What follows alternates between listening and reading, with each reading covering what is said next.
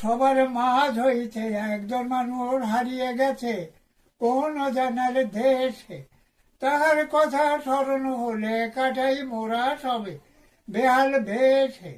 এই ভুবনে আর তো দেখা হবে না তো কবু, যখন যাহার অবনীতে দিন ফুরাবে নিয়ে যাবেন মৌলা মোদের মহাপ্রভু। মৌলা মোদের মহাপ্রভুর কাছে জানচা করি দিন গোতারে জান্নাতুল ফেরদাউসের সুখময় ঘরে। ওরা সবাই রয়েছে যাহার যাহার ঘুমন্ত বুড়িতে খাট পালঙ্গের উপর নিদ্রায় শায়িত একা। মৌলা দিন গোতারে তার আহালদের আর মোদের ঘুমের মাঝে স্বপন যোগে দেখা।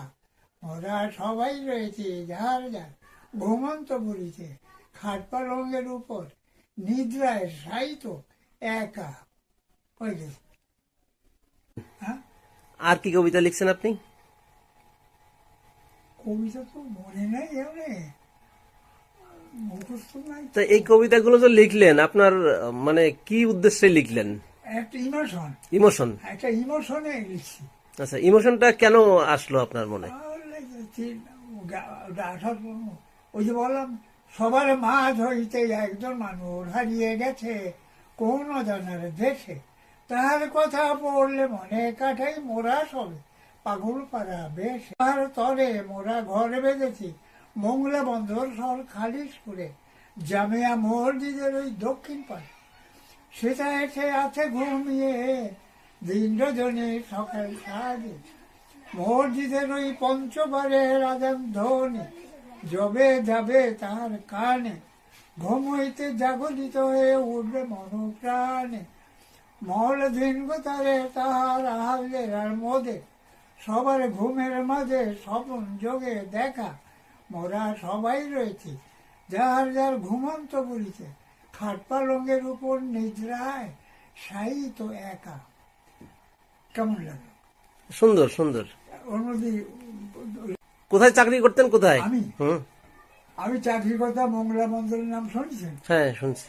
আমি মংলা বন্দরে ট্রাফিক সেকশনে ছিলাম। আচ্ছা। ও তো বিভিন্ন সেকশন, ট্রাফিক আছে, তারপরে পার্সোনাল আছে, বিভিন্ন রকম সেকশন আছে। আসলেন কোন পজিশন থেকে? হ্যাঁ, কি পোস্ট থেকে resign? Assistant traffic inspector, ATI. ATI. Oh, that is not an education. শিক্ষার কোনো বিকল্প নাই।